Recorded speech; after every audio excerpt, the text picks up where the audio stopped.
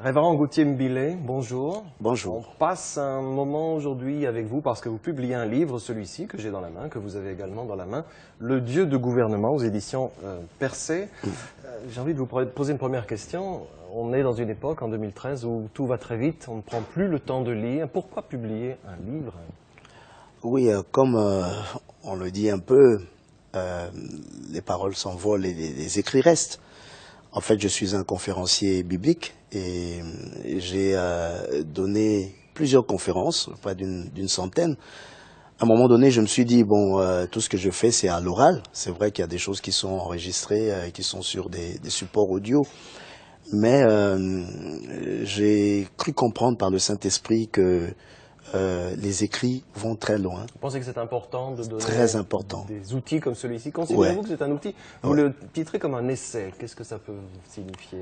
Un essai. Quelle est l'importance que vous donnez à l'idée de, voilà, c'est important aujourd'hui de publier un livre et qu'il reste dans les mains comme un outil? Oui. Pourquoi un essai?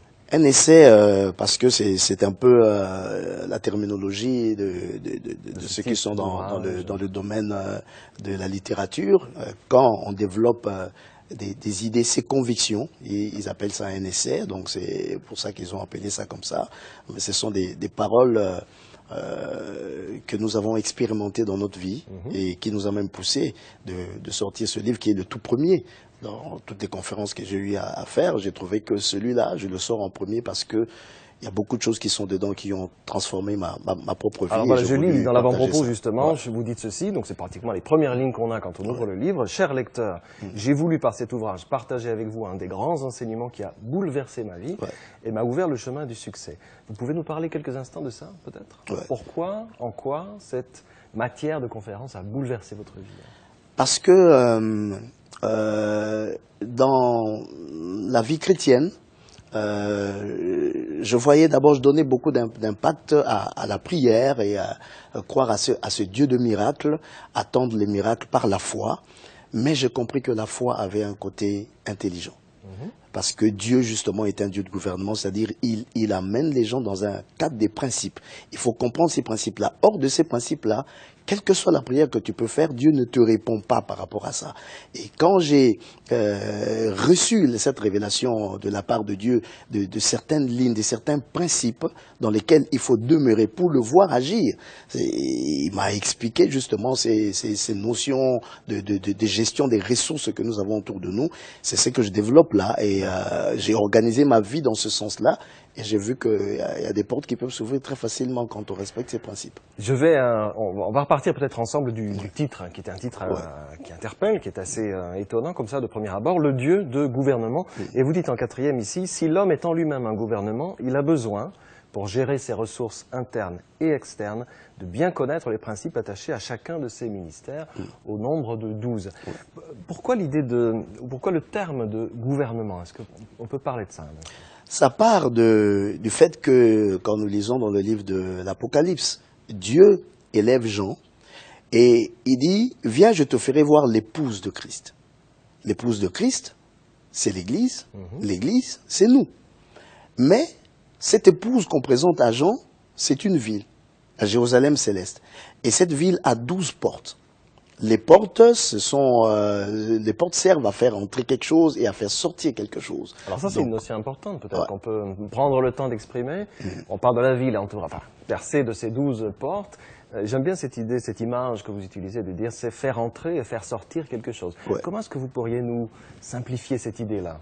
Qu'est-ce qui doit entrer? Qu'est-ce qui doit sortir? Quelle est l'importance de chaque porte? Justement, c'est poussant justement la découverte, l'idée par le Saint-Esprit à vouloir comprendre quelles sont ces portes-là. Que nous tombons dans l'idée du gouvernement parce que d'abord ces portes sont à 12. Et 12, c'est le nombre du gouvernement parce que Dieu, pour établir son alliance avec Israël, a donné à Jacob 12 fils. Et donc il a fait l'alliance avec les 12 tribus. Jésus, pour venir accomplir sa mission, il a eu 12 apôtres. Nous savons que même le temps est gouverné par 12 mois. Donc 12 est un nombre important. Voilà, un chiffre important qui marque le gouvernement. Donc en mettant 12 portes, Dieu voulait donner la notion de ce qui entre pour amener au gouvernement. Et donc et sur ces portes, on déclare même qu'il y a un ange qui est placé devant chaque porte, qui est le symbole en fait d'une onction, c'est-à-dire d'une présence divine, et ça devient 12 onctions.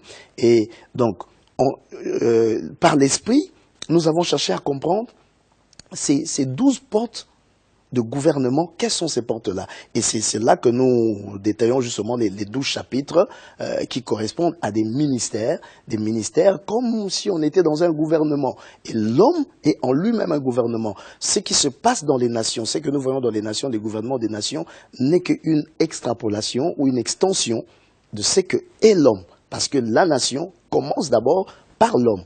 L'homme, la famille et la nation. Donc cette notion-là vient d'abord de l'homme lui-même. L'homme en lui-même est un gouvernement et nous avons donc trouvé ces 12 pistes-là et développé les principes qui doivent faire justement la réussite comme une nation qui est dans la bonne gouvernance devient... gestion de ses ressources et de ses propres ressources. On va revenir tout de suite à ça. Hein. Vous avez structuré ça d'une manière très claire. Donc 12 chapitres, 12 portes, 12 onctions, comme vous les appelez ici. Je vais juste revenir à cette idée-là. Vous avez choisi, dans le titre déjà, de parler de gouvernement et dans les quelques notes qu'on peut voir à la volée dès qu'on a le livre en main, il s'agit pour l'homme de gérer ses ressources et externes.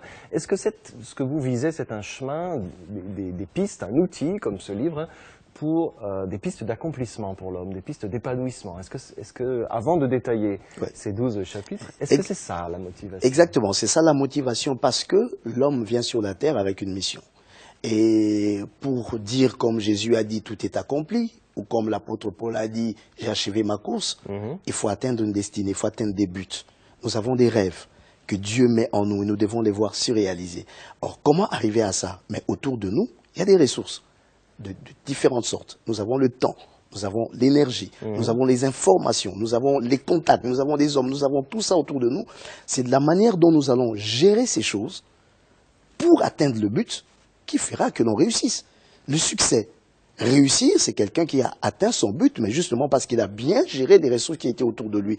Mais s'il ne connaît pas les principes de chaque ressource, il peut mal l'utiliser. Nous avons par exemple dans les sociétés ce qu'on appelle les ressources humaines, où il y a des ressources financières. Mais si vous ne connaissez pas les principes de la gestion des finances, les principes de la gestion des ressources humaines, vous pouvez rassembler tout ça et échouer dans votre entreprise. Justement, l'homme doit voir autour de lui ce que Dieu a mis autour de lui, comment il doit les gérer. C'est ça la gouvernance. Donc l'homme doit être en lui-même un gouvernement et avoir un gouvernement en tant que tel pour arriver à ses buts. Et quand il atteint ses buts, c'est là qu'il a le succès, c'est là qu'il est heureux, c'est là qu'il peut dire « j'ai achevé la course ». Tout est accompli. Vous comparez en tant qu'auteur et auteur de cette conférence et de ce livre maintenant, l'homme comme un gestionnaire de ses propres ressources. Est-ce qu'il est facile, pensez-vous, à l'homme d'identifier ses propres ressources? La façon dont il les gère, bien ou mal? Ce n'est pas facile, c'est pourquoi nous avons proposé cet outil. Voilà. Nous avons proposé cet outil pour aider justement à l'homme d'identifier ces différents canaux et surtout de savoir comment les gérer. Et l'homme devient un peu plus conscient de ça. C'est ce qui va l'amener à la réussite. D'accord. On a les 12 chapitres ici. On va prendre un petit peu le temps de les parcourir. Vous avez vraiment choisi, hein, on le voit dès qu'on les lit, dès qu'on les parcourt. Chaque chapitre est sous-titré d'un intitulé de ministère. Donc, ministère de l'Environnement, ministère de Transport, ministère de la Communication, ministère de l'Enseignement, des Vertus, des Contacts, des Finances, de la Culture, de l'Art, de la Famille, du Social, de l'Énergie, de la Défense. C'est-à-dire, c'est une métaphore de nos gouvernements, quels qu'ils soient, quelle que soit la nation, quelle que soit la langue. Est-ce que c'est un choix délibéré de l'auteur de dire, prenons, pour que ce soit bien clair, une métaphore? Est-ce que vous choisissez la métaphore dans ce but? Exactement. Parce que si je reste dans le cadre de les développer en tant que des onctions, ça sera fermé. Or, l'outil est là pour amener les gens à comprendre. Et je fais la métaphore, cette liaison, cette comparaison, pour ouvrir l'esprit. D'accord. Vous pensez que l'importance du langage est un point ici qui vaut la peine d'être... Très important pour toute communication. Si la communication est fermée, les gens ne comprennent rien de cela. Donc il faut toujours à un moment donné essayer d'ouvrir et aller dans les exemples. Et quand nous voyons dans la parole de Dieu, on a toujours donné les exemples qui viennent un peu comme éclairer une pensée qui était un peu opaque, mystérieuse. Et puis un petit exemple devient une lumière qui vous éclaire et vous entrez dans la compréhension de ce mystère. Et la métaphore, vous l'avez, je suppose, expérimenté en conférence, la métaphore est un bon outil pour ça? Très bon outil, très bon outil. Je voudrais vous demander, en préparant cet entretien, vous avez parlé assez largement de ce premier ministère, de cette première porte, de cette première onction, qui est l'installation, donc le ministère de l'Environnement et de l'Aménagement. Et vous avez utilisé dans cette explication la métaphore pleinement, c'est-à-dire l'homme dans son contexte, dans son environnement, dans l'aménagement de son contexte. Est-ce qu'on peut prendre encore quelques minutes pour parler de ça? Oui. Parlons de ce que j'appelle dans le livre l'onction de l'installation ou le ministère de l'Environnement et de l'Aménagement pour aller dans la métaphore. Ça paraît être un point premier, c'est-à-dire que si chaque individu arrive à se situer dans son contexte, il peut déjà comprendre quelques clés. Exactement. Vous avez choisi de commencer par cela, et je suppose que ce n'est pas par hasard. Exactement. Pourquoi? Dieu, quand il crée l'homme, il le place dans le jardin d'Éden. Parce que Dieu, qui est le Dieu de gouvernement, qui agit selon ses principes, trouve que le bonheur de l'homme dépend de son environnement. C'est pourquoi il le place dans un environnement qui pouvait lui permettre de s'épanouir. Quand Dieu se fâche contre l'homme, il a fait une chose très simple. Il a déplacé de l'environnement. C'était la punition. Il a chassé du jardin d'Éden et l'accomplissement de l'homme devenait plus difficile. Et tout le travail de la rédemption et du salut, c'est de ramener l'homme dans l'environnement qui lui permettra de trouver les ressources nécessaires à son épanouissement. Donc nous voyons que le bonheur dépend de l'environnement. C'est même pour cette raison que Dieu crée l'homme le 6e jour. Parce que s'il avait créé l'homme le 1er jour ou le 2e jour, l'homme doit respirer, l'homme doit manger, l'homme a besoin de beaucoup de choses pour vivre. S'il était créé le 2e jour alors qu'il n'y avait pas encore les conditions pour qu'il respire, il allait mourir, il serait un mort-né. Donc Dieu lui-même travaille dans cette conception. C'est pourquoi je l'appelle le Dieu de gouvernement. Il travaille dans cette conception-là. Et nous, les hommes, nous ne pouvons pas aller en dehors de ça. Il a créé l'homme le 6e jour parce qu'il avait mis l'environnement nécessaire à sa vie, à sa survie et à son épanouissement. Et l'homme pouvait donc tout trouver là-bas. Et nous avons par exemple, en matière de l'environnement, l'environnement et l'aménagement.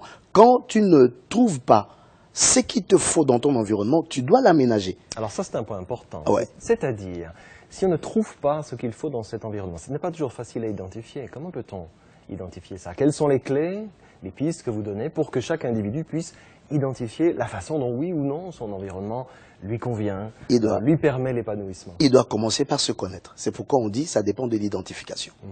S'identifier. Quand on s'identifie, on se connaît. Quand on se connaît, on sait ce qui peut marcher avec soi. Et c'est comme ça, on s'installe là où on trouve. Je développe dans ce ministère, par exemple, que l'environnement est sujet à l'interaction. Il y a l'interaction. Nous sommes dans un monde, nous sommes au rendez-vous du donner et du recevoir. Qu'est-ce que j'ai à donner à cet environnement et qu'est-ce que cet environnement a à me donner? Donc cette dimension est importante aussi. Ce que l'individu a aussi, lui, à donner. À donner. Sa part à donner. Exactement. Et donc, je m'installe ou j'aménage pour que ce que j'ai, je puisse le donner et que ce que j'ai besoin, je puisse le retrouver dans l'environnement. Regardez, Dieu, il crée l'oiseau. Mais il n'a pas créé de nid. Mais l'oiseau doit faire un nid. Alors ça, c'est l'aménagement, c'est la dimension de l'aménagement. C'est l'aménagement. Et il trouve ce qu'il lui faut pour faire son nid, il le trouve dans son environnement. Donc s'il n'était pas dans son environnement, il ne trouverait pas de quoi faire il ne trouvera pas. Son nid, de quoi aménager son Voilà, il ne trouvera pas ça. Et voyez que l'oiseau peut être comme nous, en train de pleurer. Mais Dieu, comment tu me laisses, la pluie tombe sur moi? Dieu lui dit, je t'ai tout donné. Et tu lui dis, mais Dieu, tu m'as rien donné. Alors qu'il y a dans son environnement des ressources, c'est-à-dire des choses que l'oiseau doit connaître les principes, prendre, faire son nid pour se protéger. Exactement ça. Donc, comme aussi un poisson que l'on sortira de l'eau, que l'on mettra sur le sable, on veut que ce poisson fasse des exploits, ça ne marchera pas. Donc, nous pouvons prier, jeûner, tant que nous ne nous sommes pas identifiés et que nous ne sommes pas placés dans l'environnement favorable où nous avons créé l'environnement qu'il nous faut pour réussir, nos prières peuvent ne pas marcher. Donc, il faut chercher par rapport à ce principe-là à s'installer là où on peut donner et là on peut recevoir. Donc ça c'est tout un principe qui travaille par rapport à l'installation. Ça paraît un point fondamental. C'est le premier chapitre du livre, mais c'est quelque chose que, je suppose aujourd'hui, chaque homme, chaque femme peut se retrouver dans une situation où il a du mal à identifier si oui ou non il est dans un contexte qui est favorable. On dit que l'oiseau, on va dire, un animal dans son contexte est instinctif, ce n'est pas forcément le cas de l'homme. Quels sont les outils qui seraient donnés si on devrait choisir peut-être 2 ou 3 outils pour que la pensée soit claire. Donc, comment identifier et comment permettre l'aménagement, c'est-à-dire l'épanouissement dans le contexte. Le réveil de l'esprit vient par la prise de conscience. Dans ce livre, on me dit, mon environnement, mon bonheur dépend de mon environnement. Ça me réveille. Donc, peut-être je ne réussis pas parce que je suis mal installé. Et je commence à me poser la question, qui suis-je et où dois-je m'installer ou qu'est-ce que je dois aménager autour de moi? C'est là que le contact avec Dieu devient facile. Parce que Dieu a en face de lui un homme intelligent, une foi intelligente, une foi qui réfléchit. L'importance de poser la question, c'est ça? Voilà. De se poser la question. De se poser la question. Oui ou non, ce contexte est-il favorable? Celui qui n'est pas conscientisé par rapport à ça peut se battre là où il est avec beaucoup de foi. Je réussirai, mais il ne connaît pas le Dieu de gouvernement qui est un Dieu qui agit par rapport aux environnements. Quand on lui fait comprendre que Dieu agit par rapport aux environnements, il commence à se poser la question, je me suis battu, mais est-ce que je suis dans le bon environnement? Est-ce que je ne réussirai pas ailleurs? Et c'est là que la lumière divine commence à lui montrer, voici ton chemin, voici là où tu réussiras. Sinon, le Saint-Esprit peut te conduire à un endroit et tu peux refuser parce que tu n'en vois pas l'importance, simplement parce que tu ignores qu'il y a des milieux. Même quand Dieu avait dit aux enfants d'Israël, tout lieu que foulera la plante de votre pied, je vous le donne, il n'avait pas dit qu'ils foulent leur pied en France. Il avait limité le territoire. Et c'est dans ce territoire-là que quand ils allaient, Dieu leur donnait ce territoire-là. Dès qu'ils mettaient leurs pieds à l'endroit où Dieu reconnaissaient leur environnement. Leur environnement. Ils reconnaissaient leur environnement. Donc c'est exactement cela qui agit dans le Dieu de gouvernement. Et donc ça ouvre beaucoup de portes. La lumière divine, comme j'ai dit, le Dieu de 12 onctions. Une onction d'environnement vient. Quand nous devenons conscients de cela, il y a comme une armée de Dieu qui commence à nous conduire, à nous montrer là où nous devons être. Il y a comme des portes qui commencent à s'ouvrir miraculeusement parce que nous avons pris conscience. Mais ces portes-là peuvent être fermées si nous n'avons pas pris conscience. On revient à cette image des portes que vous donniez au début, c'est-à-dire les portes peuvent alors s'ouvrir et se refermer. Ajouter encore qu'à chaque environnement correspond à un comportement. Il faut savoir où on est. Quel comportement il faut avoir. Je suis choqué un peu dans la parole de Dieu, là où on nous donne la parabole, on organise un festin et puis les gens n'ont pas répondu au festin. Et puis on dit allez ramasser tout le monde dans la rue, on a ramassé des gens, quelqu'un vient, il entre et on le chasse parce qu'il n'avait pas revêtu son habit, la tenue de noces. Donc c'est l'image d'un comportement. À cet endroit-là, il y a une tenue qu'il fallait avoir. Donc il y a des milieux, il faut avoir un certain comportement. Et si nous n'avons pas cette compréhension-là, nous pouvons rater notre vie, notre mission, parce que nous nous sommes comportés mal en croyant que nous étions dans un endroit alors que nous sommes dans un autre. La manière dont je vais me comporter devant la télévision, quand je parle par exemple de ce livre, je ne suis pas devant mon église où je peux prêcher en gesticulant, en sautant et tout ça. Il y a un public qui suit ça. Il y a une manière de le présenter. Donc il faut tenir compte de son environnement. Il faut tenir compte de ça. Son juste comportement. L'auteur que vous êtes, révérend, a structuré donc ce livre, cette pensée en 12 chapitres. Je voudrais vous poser la question de savoir si, pour vous, probablement, mais quelle est-elle s'il y en a une, y a-t-il une chronologie de ça? Vous commencez par l'environnement et l'aménagement, ça paraît être un point de départ essentiel et fondamental, on vient d'en parler. Suivent les transports, la communication, l'enseignement, la justice, les relations, etc., jusqu'à arriver à l'énergie et à la défense. Est-ce qu'il y a, pour vous, une chronologie, une forme métaphorique de chemin de vie possible? Ou est-ce que ce sont différents points qu'il faut connaître simplement? Est-ce que les chapitres sont inscrits dans une forme de chronologie de cette logique? Il y a une certaine marche cachée qui est là, effectivement, parce que bon, Dieu, il crée l'homme, il le place dans un environnement, il dote à cet homme-là d'une mobilité, l'homme devait marcher, c'est ce qui devait le conduire dans les choses, dans la mission qu'il lui confie, tu planteras le jardin et tu le garderas, et puis il amène l'homme à l'information. Donc par exemple, les 3 premiers chapitres ici, on est dans l'environnement et l'aménagement, suivent les transports et la communication. Oui. Est-ce que c'est juste dans votre chronologie à vous? Exactement. Est-ce qu'on peut en parler de ça? Exactement. L'homme est créé. Du contexte de vie, hein, Oui. puis vient les transports, Oui. puis la communication. La communication. Parce que il le place dans l'environnement, il doit se déplacer dans cet environnement pour accomplir sa mission. Et Dieu commence à donner l'information. Qu'est-ce que tu as dans ton environnement? Il dit, cet arbre s'appelle l'arbre de la connaissance du bien et du mal, cet arbre s'appelle l'arbre de la vie. Il commence à donner l'information. Et il dote même l'homme des outils de communication. L'homme parle, Dieu communique avec l'homme parce que Dieu, justement, en nous créant dans cet environnement où nous devons communiquer, nous devons être en interaction avec d'autres êtres, il nous donne ce moyen de communiquer, il nous donne les 5 sens. Hein, nous devons voir, nous devons sentir, nous devons parler, nous devons toucher, nous devons entendre. Il nous donne tout ça. Et ça fait partie de l'information et de la communication. C'est ce qui permet à l'homme de déceler des arbres, des animaux. Il lui a dit, il a amené, il a déplacé, il dit, nomme ces animaux. Il devait les voir. Et il nommait par rapport à ce qu'il voyait et par rapport à ce qu'il ressentait. Ensuite, il amène dans l'intelligence. L'homme devait être intelligent. Tu ne mangeras pas de ce fruit. Le jour où tu en mangeras, tu mourras. Vous parlez de l'enseignement déjà? De l'enseignement. De l'enseignement. Dieu commence à enseigner.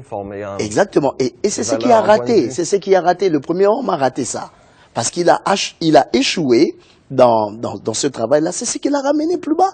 Il est redevenu à la dimension animale. Il a détruit son identité parce qu'il n'a pas retenu l'enseignement.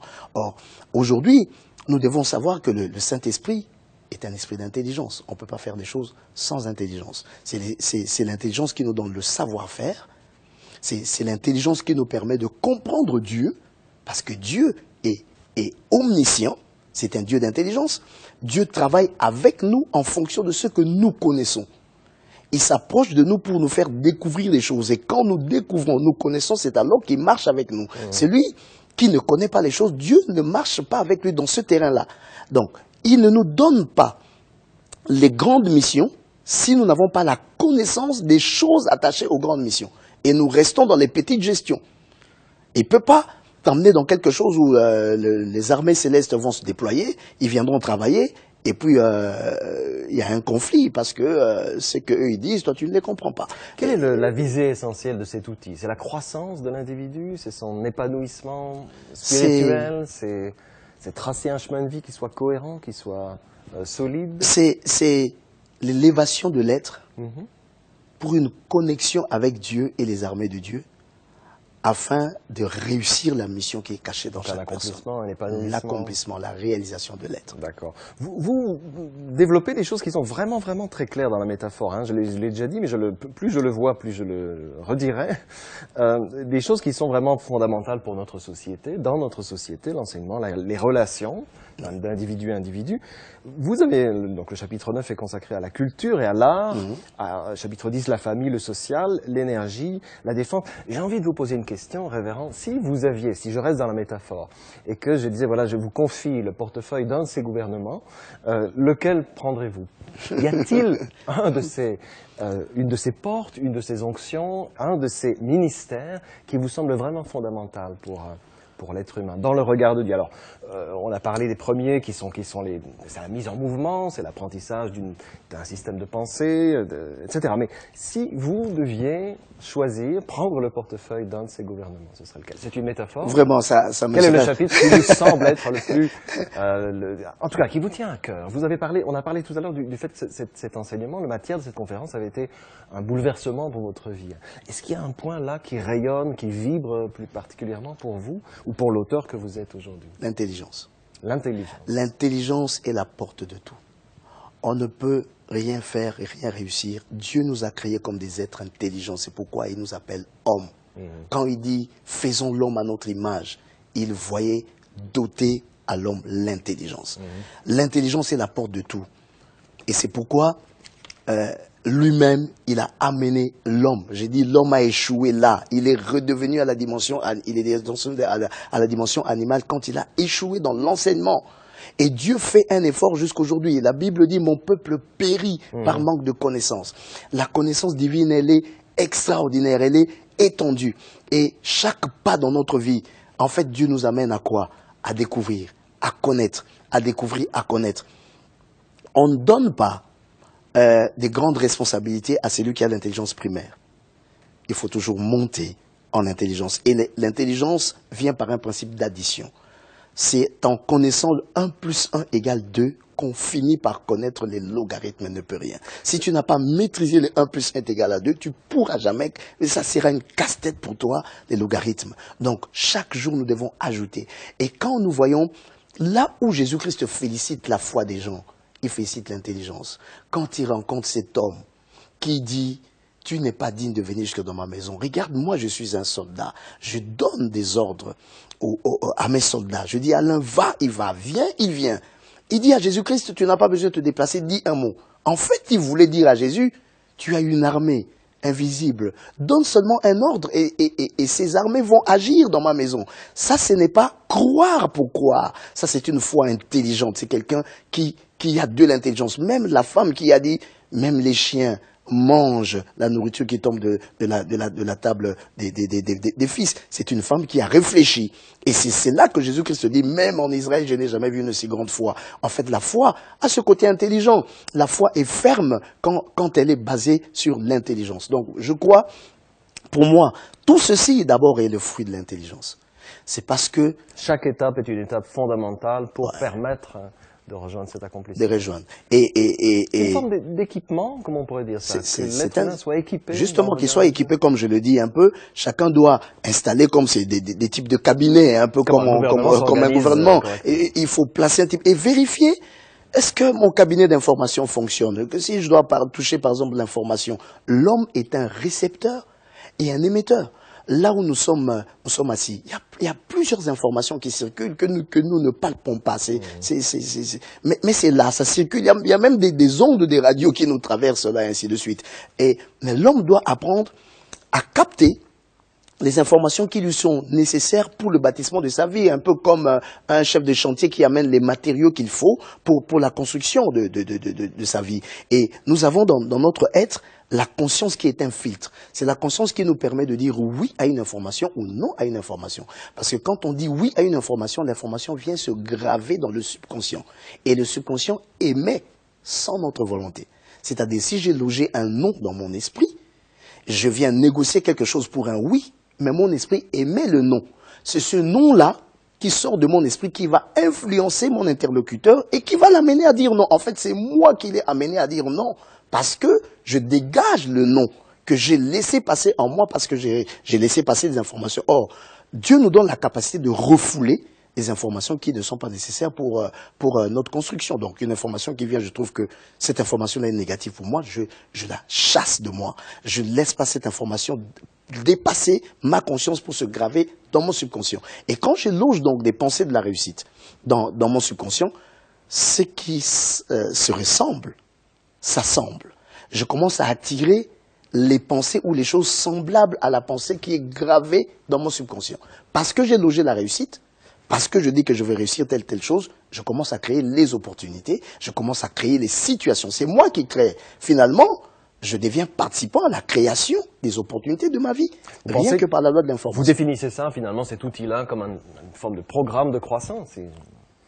Ouais. L'image d'un ministère qui apprendre à gérer correctement les ressources et à les porter à la croissance. Est-ce qu'on peut considérer que ce livre, tel que vous le proposez, est un programme de croissance? Vous dites ici, dans la... Je vous pose la question, mais j'y réponds peut-être. Vous y répondez dans l'avant-propos.